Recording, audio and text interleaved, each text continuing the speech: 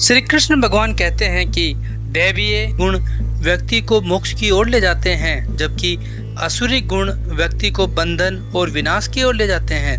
दैवीय और आसुरी स्वभाव के लोग इन संसार में पाए जाते हैं और उनके कर्म उनके गुणों को दर्शाते हैं। जय श्री कृष्ण दोस्तों, स्वागत है आपका हमारे चैनल पर। आज हम बात करेंगे श्रीमद् भागवत गीता के 16वें अध्याय के बारे में, जिसका नाम है देवासुर संपद विभाग योग। इसमें 24 श्लोक हैं। इस अध्याय में भगवान श्री कृष्ण देवी और असुरी संपदाओं अर्थात उनके गुणों का विस्तार में वर्णन करते हैं। वे बताते हैं कि किस प्रकार दैवीय संपदाएं मनुष्य को मोक्ष की ओर ले जाती हैं, जबकि असुरी संपदाएं उन्हें बंधनों और विनाश की ओर ले जाती हैं। इस अध्याय का उद्देश्य है कि व्यक्ति अपने दैवीय गुणों का विकास करे और असुरी गुणों से बचकर रहे। पाठ का सार, दैवीय संपदाएं। श्री कृष्ण देवी गुणों का वर्णन करते हुए बताते हैं कि यह गुण व्यक्ति को मोक्ष की ओर ले जाते हैं। देवी संपदाएं निम्नलिखित हैं। दैवीय गुणों में निर्भयता, आत्मशुद्धि, ज्ञान योग में स्थिरता, दान, इंद्रिय निग्रह, यज्ञ, स्वाध्याय, तप, सरलता, अहिंसा, सत्य, क्रोध का अभाव, त्याग, शांति, अपवित्रता से बचाव, दूसरों की निंदा का अभाव, करुणा, लोभ का अभाव, विनम्रता, धैर्य, तेज, क्षमा, धैर्य, पवित्रता, द्वेष का अभाव और मान का अभाव शामिल है। असुरी संपदाएं अर्थात असुरी गुण। असुरी गुणों का वर्णन करते हुए श्री कृष्ण बताते हैं कि ये गुण व्यक्ति को अधोगति और बंधनों की ओर ले जाते हैं। असुरी संपदाएं अर्थात गुण निम्नलिखित हैं। असुरी गुणों में अभिमान, अहंकार, क्रोध, कठोरता और अज्ञान शामिल है। असुरी गुणों वाले व्यक्ति अधर्म में रत रहते हैं और धर्म और अधर्म में भेद नहीं कर पाते और अपने अहंकार और अज्ञान के कारण स्वयं और दूसरों का विनाश करते हैं। दैवीय और असुरी संपदाओं का प्रभाव। श्री कृष्ण बताते हैं कि देवी संपदाओं वाले व्यक्ति ईश्वर के समीप होते हैं और अंततः मोक्ष प्राप्त करते हैं। वही असुरी संपदाओं वाले व्यक्ति संसार के बंधनों में फंसकर दुख और विनाश की ओर अग्रसर होते हैं। असुरी संपदाओं वाले व्यक्तियों का आचरण। असुरी गुणों वाले व्यक्ति धर्म और अधर्म में भेद नहीं कर पाते। वे मिथ्या, अहंकारी और अधर्म में रत होते हैं। उनका विश्वास होता है कि संसार अकारण और मिथ्या है और वे केवल अपनी इच्छाओं की पूर्ति में लगे रहते हैं। असुरी व्यक्तियों का विनाश। श्री कृष्ण कहते हैं कि असुरी गुणों वाले व्यक्तियों का अंत विनाश से होता है। वे अपने अहंकार और अज्ञान के कारण स्वयं का और दूसरों का भी विनाश करते हैं।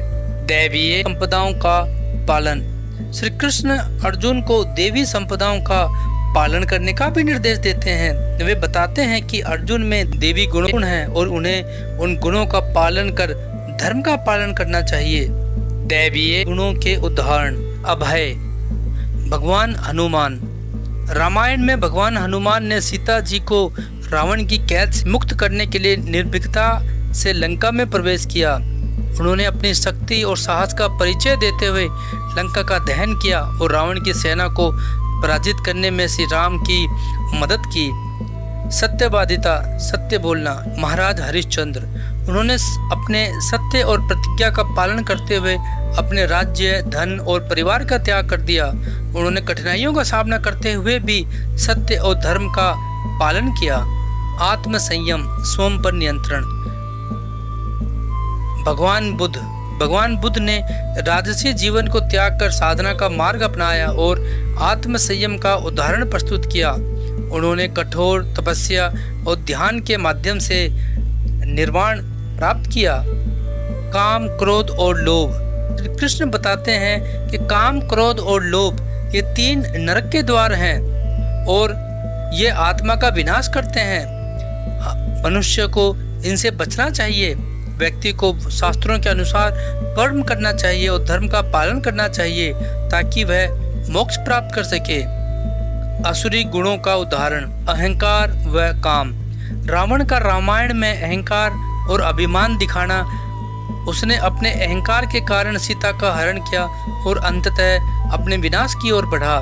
क्रोध, दुर्योधन का महाभारत में अपने क्रोध और ईर्ष्या के कारण पांडवों के खिलाफ युद्ध करना और पराजित होकर अपना और अपने भाइयों का और राज्य का विनाश करना।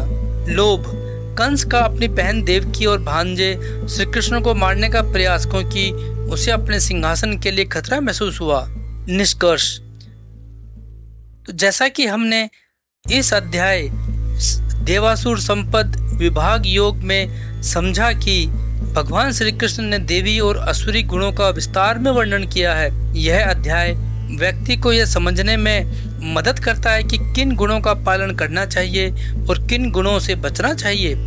देवी गुणों का पालन करने से व्यक्ति मोक्ष की ओर अग्रसर होता है, जबकि असुरी गुणों का पालन करने से व्यक्ति बंधनों और विनाश की ओर जाता है।